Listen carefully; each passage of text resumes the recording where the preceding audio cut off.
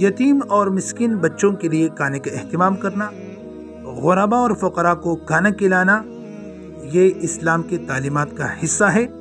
اللہ کے رسول صلی اللہ علیہ وآلہ وسلم نے اس عمل کی بہت سی خوبیاں اور اجر و ثواب کا ذکر کیا ہے۔ ایک مرتبہ جناب رسول کریم صلی اللہ علیہ وآلہ وسلم کی خدمت اقدس میں ایک صحابی حاضر ہوا اور عرض کیا، یا رسول اللہ کے نزدیک پسندیدہ عمل کون سا ہے؟ اللہ کے رسول نے فرمایا، بہترین عمل، اسلام کی تعلیمات میں سے بہترین تعلیم وہ یہ ہے کہ آپ غریب و مسکینوں کو کھانا کھلائیں اور جان پہچان رکھنے والے یا جان پہچان نہ رکھنے والے ہر شخص کو سلام کیا جائے۔ یہی بہترین تعلیم و تربیت ہے۔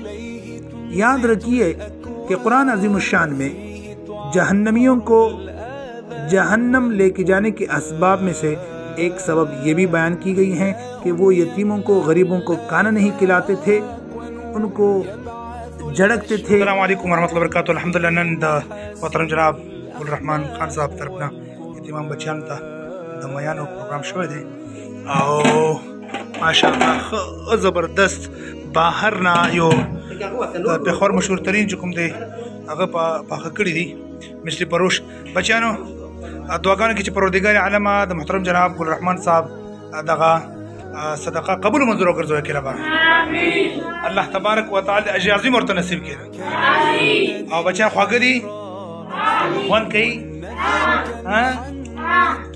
ماشاءالله، هاي ماشاءالله، هاي خاخ منشي بچي ها صحیح دی؟ اوه آرام اسحاق جی صاحب آرام سا ماشاءالله ماشاءالله، خاخ منشي بچي ها صحیح، شاباش ماشاءالله ماشاءالله۔ یاد رہے کہ یتیموں کے ساتھ حسن سلوک اور یتیموں کی کفالت و پرورش کرنے کے حوالے سے قرآن و حدیث میں بے شمار تعلیمات موجود ہیں۔ قرآن مجید کا اگر مطالعہ کیا جائے تو 23 مقامات پہ مختلف عنوانات سے یتیموں کی کفالت پرورش کا حکم دیا گیا ہے۔ کہیں پہ یتیموں کے ساتھ حسن سلوک کا حکم دیا گیا ہے تو کہیں پہ یتیموں کو کھانے کھلانے کا حکم دیا گیا ہے، کہیں پہ یتیموں کے ساتھ شفقت و محبت سے پیش آنے کا حکم دیا گیا ہے، کہیں یتیموں کے سروں پہ دست شفقت پھیرنے کا حکم دیا گیا ہے، کہیں پہ یتیموں کو کھلانے لباس پہنانے کا حکم دیا گیا ہے، اور کہیں پہ یتیموں کے ساتھ حسن سلوک سے پیش آنے والوں اور یتیموں کی کفالت کرنے والوں کے لیے جنت کی بشارت سنائی گئی ہے۔ یاد رہی ہے کہ اللہ کے رسول کا ارشاد مبارک ہے، انا وکافل الیتیم فی الجنت ہاکذا، میں اور یتیم کی کفالت کرنے والا شخص بروز قیامت جنت میں ایسی ہی ہوں گے جیسے کہ شہادت والی اور درمیان والی انگلی ایک ساتھ ہیں۔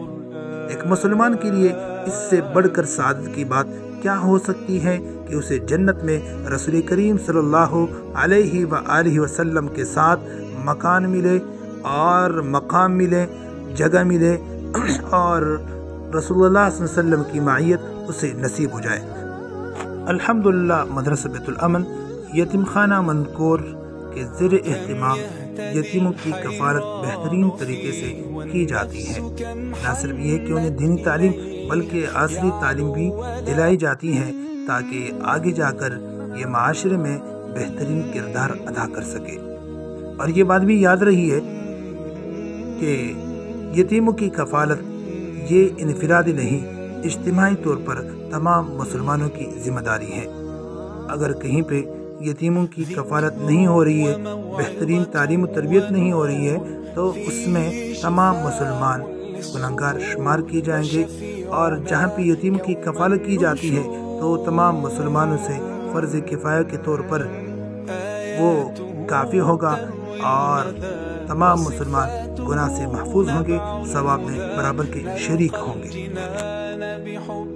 آئیے آپ بھی یتیموں کی کفالت میں مدرسہ بیت الامن یتیم خانہ امن کور کے دست و بازو بنیں اور ایک یتیم کی کفالت کا ذمہ لے لیجئے۔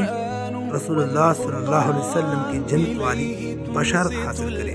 اگر آپ اپنے بچوں کو بہترین کھانا کھلاتے ہیں تو ایک دن یتیموں کو بھی کھلانے کا بندوبست کیجیے۔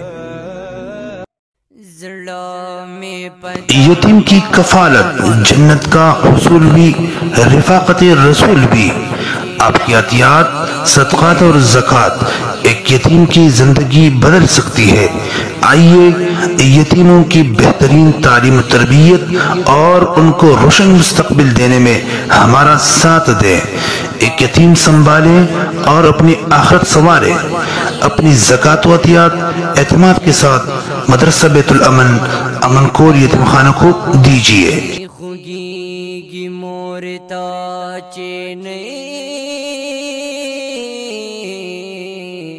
مصباح میں سارنگ جن تیری گی مورتا چینئی